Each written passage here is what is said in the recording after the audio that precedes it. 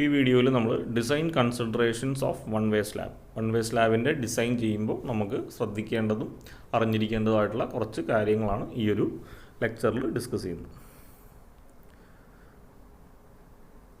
Okay, general design consideration first വരുന്നത് L/D ratio. ഇത് നമ്മുടെ IS 456 ക്ലോസ് 24.1 കിടപ്പുണ്ട്. ഇവിടെ നമ്മൾ ശ്രദ്ധിക്കേണ്ട കാര്യം, since the slabs are provided with lesser percentage, സ്ലാബിൽ നമ്മൾ യൂഷ്വലി കൊടുക്കുന്ന പെർസെൻറ്റേജ് സ്റ്റീൽ വളരെ കുറവാണ്. അതുകൊണ്ട് തന്നെ higher value is assumed as KT. Modification factor KTയെ നമ്മൾ 1.25 ആണ് നമ്മൾ അസ്യൂം ചെയ്യുന്നത്. അപ്പോൾ അതുകൊണ്ട് തന്നെ നമ്മൾ ഓൾറെഡി ക്ലോസ് 24.4 ബീമിൻ്റെ L/D ratio, span by depth ratio നമ്മൾ ഓൾറെഡി പഠിച്ചിട്ടുണ്ട്.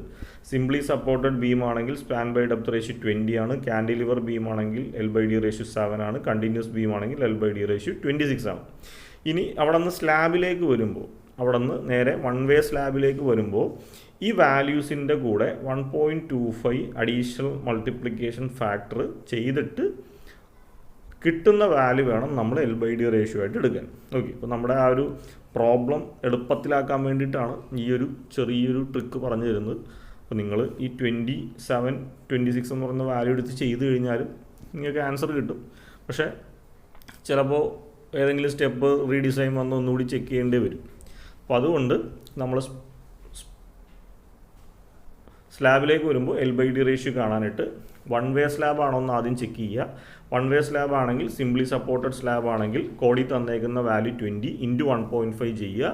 25 L/D റേഷ്യോ ആയിട്ട് 25 വേണം സെലക്ട് ചെയ്യാൻ.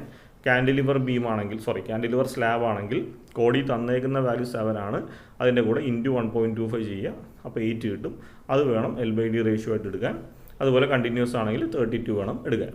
ഓക്കെ, ഇനി ടു വേ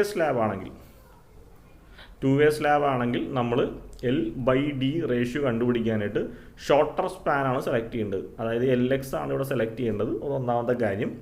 അടുത്തത് സിംപ്ലി സപ്പോർട്ടഡ് കണ്ടീഷൻ ആണെങ്കിൽ 35ഉം കണ്ടിന്യൂസ് ബീംസ് ആണെങ്കിൽ 40 ആണ് എടുക്കേണ്ടത്. ഇത് നമുക്ക് കോഡ് ബുക്കിൽ ഡയറക്റ്റ് ആയിട്ട് തന്നിട്ടുണ്ട്. ടു വേ സ്ലാബ് ആണെങ്കിൽ 35ഉം 40 ആണ് എടുക്കേണ്ടത് എന്നുള്ളത് കോഡ് ബുക്കിൽ ഡയറക്റ്റ് ആയിട്ട് തന്നിട്ടുണ്ട്. അപ്പോൾ ഇതാണ് ഡിസൈൻ കൺസിഡറേഷനിൽ നമ്മൾ ആദ്യം സ്റ്റെപ്പ് L/D റേഷ്യോ. ഇനി അടുത്തത്, നമ്മൾ സ്ലാബ് ഡിസൈൻ ചെയ്യുമ്പോൾ നമ്മൾ കൊടുക്കേണ്ട മിനിമം സ്ലാബ് തിക്നെസ്. നമ്മൾ എത്ര സ്ലാബ് ഡിസൈൻ ചെയ്യാൻ തന്നാലും ചിലപ്പോൾ നമുക്ക് പല വാല്യൂസൊക്കെ കിട്ടും. പക്ഷേ മിനിമം നമ്മൾ കൊടുക്കേണ്ട തിക്നെസ് 100 mm ആണ്. സ്ലാബിൻ്റെ തിക്നെസ് ആയിട്ട് ഓവറോൾ ഡെപ്ത് നമുക്ക് മിനിമം 100 mm എങ്കിലും പ്രൊവൈഡ് ചെയ്യണം. അപ്പോൾ നമുക്ക് 90 കിട്ടിയാലും 80 mm എന്ന് കിട്ടിയാലും അതിനെന്ത് ചെയ്യുക, 100 ആക്കി വേണം കൊടുക്കാൻ. അതുപോലെ തന്നെ ക്ലിയർ കവർ.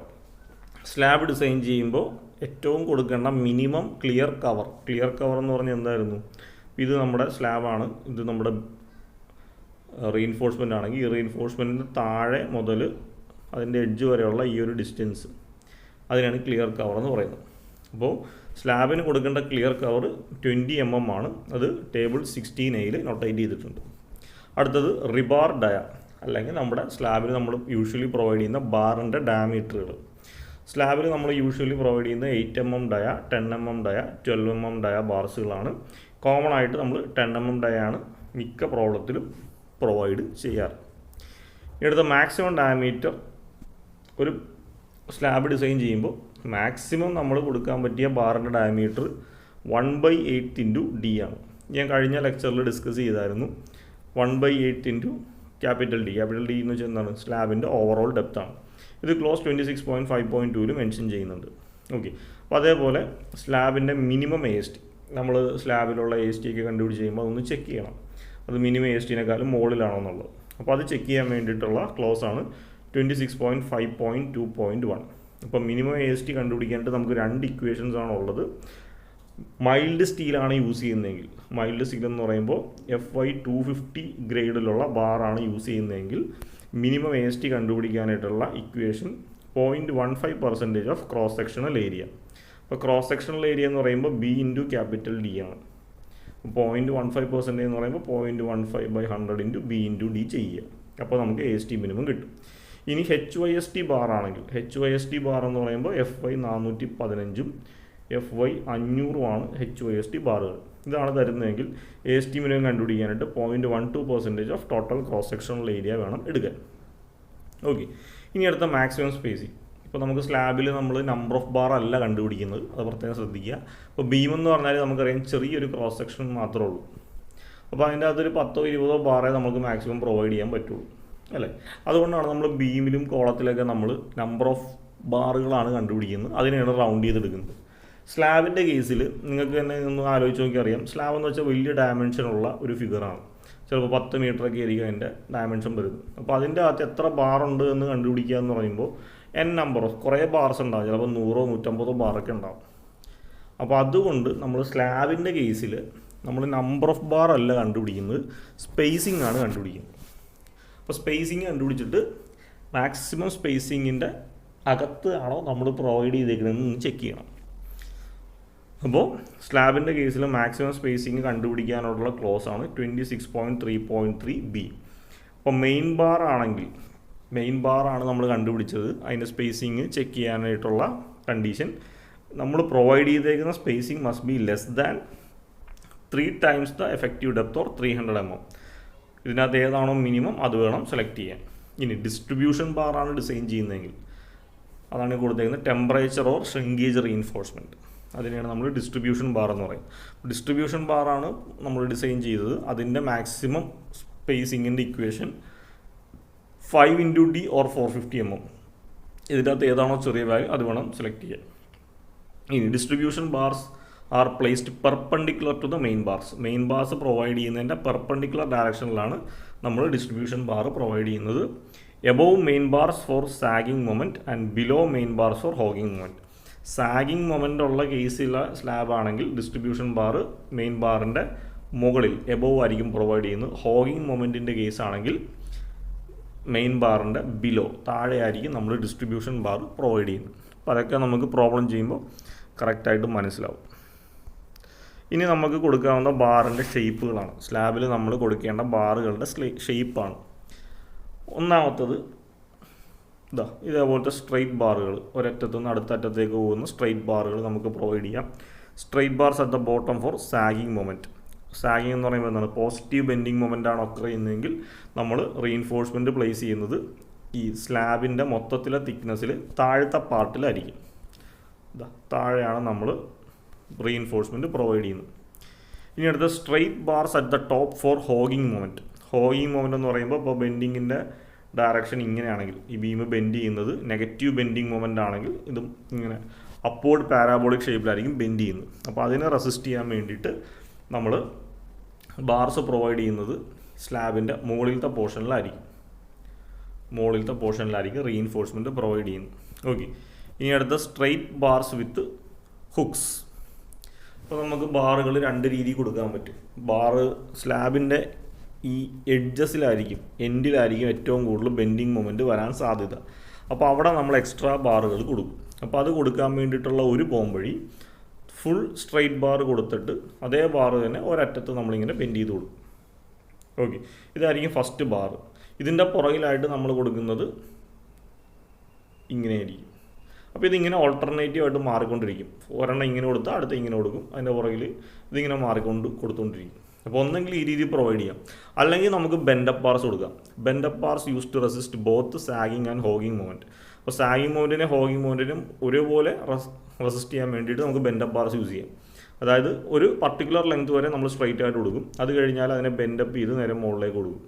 അപ്പോൾ ഇവിടുത്തെ സാഗിങ് മൊമെൻറ്റിനെ റെസിസ്റ്റ് ചെയ്യുന്നു, മുകളിലത്തെ ഹോഗിങ് മൊമെൻറ്റിനെ റെസിസ്റ്റ് ചെയ്യുന്നു.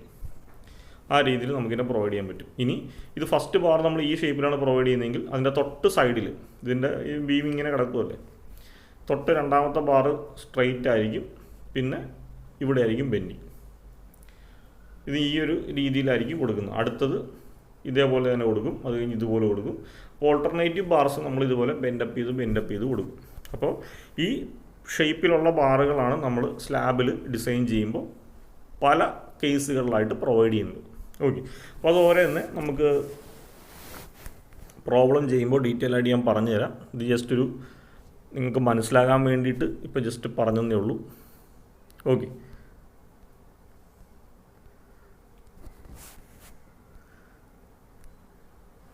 ഇനി അടുത്തത് shear reinforcement is not provided. സ്ലാബിൻ്റെ കേസിൽ നമ്മൾ ഷിയർ റീഇൻഫോഴ്സ്മെൻറ്റ് പ്രൊവൈഡ് ചെയ്യാറില്ല, പക്ഷേ ചെക്ക് ഫോർ ഷിയർ നമ്മൾ ചെയ്യണം. അപ്പോൾ ചെക്ക് ഫോർ ഷിയർ ചെയ്യുമ്പോൾ നമുക്കറിയാം ബീമിൻ്റെ കേസിൽ നമ്മൾ ചെക്ക് ഫോർ ഷിയർ ചെയ്ത് ടോവി less than, ടോസി less than, ടോസി max ഇതാണോ എന്നാണ് നമ്മൾ ചെക്ക് ചെയ്ത്. ഇത്രയും സേഫ് ആണെങ്കിൽ, ഇത് ഈ കണ്ടീഷൻ ഓക്കെ ആണെങ്കിൽ നമ്മൾ പറയും സേഫ് അഗെയിൻസ്റ്റ് ഷിയർ എന്ന് പറയും. ഇനി സ്ലാബിൻ്റെ കേസിൽ ഷിയർ സ്ട്രെങ്ത് എന്ന് പറഞ്ഞാൽ കെ ഇൻറ്റു ടോസിയാണ്. ടോസിയുടെ കൂടെ ഒരു കെയും കൂടി മൾട്ടിപ്ലൈ ചെയ്യണം.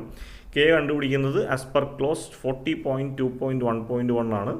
ടോസി അവിടെ നിന്ന് കിട്ടും, ടേബിൾ നമ്പർ 19 നിന്ന് കിട്ടും. ഇനി നമ്മൾ ചെക്ക് ചെയ്യേണ്ട condition tau v greater than k into tau c ആണോ എന്ന് ചെക്ക് ചെയ്താൽ മതി. ഇതൊക്കെ ആണെങ്കിൽ ഇത് സേഫ് ഇൻ ഷിയർ ആയിരിക്കും. ഇനി ഇൻ കേസ് ഷിയർ അൺസേഫ് ആണെങ്കിൽ, അതായത് ഇതാണ് കണ്ടീഷനെങ്കിൽ, if tau v greater than k into tau c എന്നാണ് വരുന്നതെങ്കിൽ എന്ത് ചെയ്യുക, നമ്മുടെ സ്ലാബിൻ്റെ ഡെപ്ത്ത് ഇൻക്രീസ് ചെയ്തിട്ട് റീഡിസൈൻ ചെയ്യുക. അപ്പോൾ ഇത്രയും ശ്രദ്ധിച്ചാൽ മതി.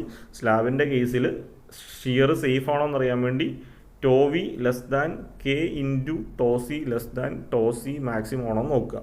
ഈ കണ്ടീഷൻ ഓക്കെ ആണെങ്കിൽ സേഫാണ്. ഇനി ഏതെങ്കിലും കാരണവശാൽ ടോവി greater than k into tau c എന്നാണ് വരുന്നതെങ്കിൽ ഇത് അൺസേഫ് ആണ്.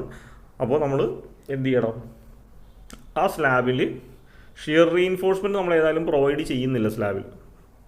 അപ്പോൾ പക്ഷേ ചെക്ക് ഫോർ ഷിയർ സേഫ് ആക്കാൻ വേണ്ടി നമ്മൾ സ്ലാബിൻ്റെ ഡെപ്ത്ത് ഇൻക്രീസ് ചെയ്യുക. ഇപ്പോൾ കൊടുത്തേക്കുന്ന ഡെപ്തിനെ ഇൻക്രീസ് ചെയ്തിട്ട് വീണ്ടും ചെക്ക് ഫോർ ഷിയർ ഒന്നുകൂടി ചെയ്യേണ്ടി വരും. ഇതാണ് നമ്മൾ സ്ലാബിൽ ചെയ്യുന്നത്.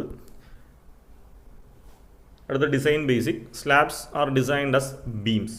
സ്ലാബ്സ് നമ്മൾ അൾട്ടിമേറ്റ്ലി ബീം എന്നുള്ള ഒരു കൺസെപ്റ്റിൽ തന്നെയാണ് ഡിസൈൻ ചെയ്യുന്നത്. സ്ലാബിൻ്റെ ഡയമെൻഷനൊക്കെ വെച്ചിട്ട് തന്നെയാണ് ചെയ്യുന്നത്. പക്ഷേ നമ്മളൊരു ബീം ഡിസൈൻ ചെയ്യുന്നത് എങ്ങനെയാണോ അതുപോലെ തന്നെയാണ് ചെയ്യുന്നത്. Considering 1 metre width of slab as representative designs to. അപ്പോൾ മൊത്തത്തിൽ സ്ലാബിൻ്റെ ലെങ്ത് ചിലപ്പോൾ 5 മീറ്റർ ആയിരിക്കും. പക്ഷേ നമ്മളൊരു 1 മീറ്ററിൻ്റെ സ്ട്രിപ്പ് മാത്രമാണ് കൺസിഡർ ചെയ്യുന്നത്. അത് കൺസിഡർ ചെയ്തിട്ട് നമ്മൾ ബീം എങ്ങനെയാണോ ചെയ്യുന്നത് അതേ സ്റ്റെപ്പിൽ നമ്മൾ മൊമെൻറ്റും AST, minimum AST, check four shear ഒക്കെ ചെയ്യും. അപ്പോൾ അൾട്ടിമേറ്റ്ലി ബീം ഡിസൈൻ ചെയ്യാൻ നിങ്ങൾക്ക് അറിയാമെങ്കിൽ സ്ലാബിൻ്റെ ഡിസൈൻ നിങ്ങൾക്ക് വളരെ എളുപ്പമാണ്. 1-2 കണ്ടീഷൻസ് മാറുമ്പോൾ ഡിസൈനിലുള്ള വ്യത്യാസം മാത്രം നിങ്ങൾ പഠിച്ചാൽ മതി. ഓക്കെ, അപ്പോൾ ഇത്രയാണ് ഈ ഒരു ലെക്ചറിലുള്ളത്. നമുക്ക് അടുത്ത ലെക്ചർ മുതൽ ഡിസൈൻ ചെയ്ത് തുടങ്ങാം. Thank you.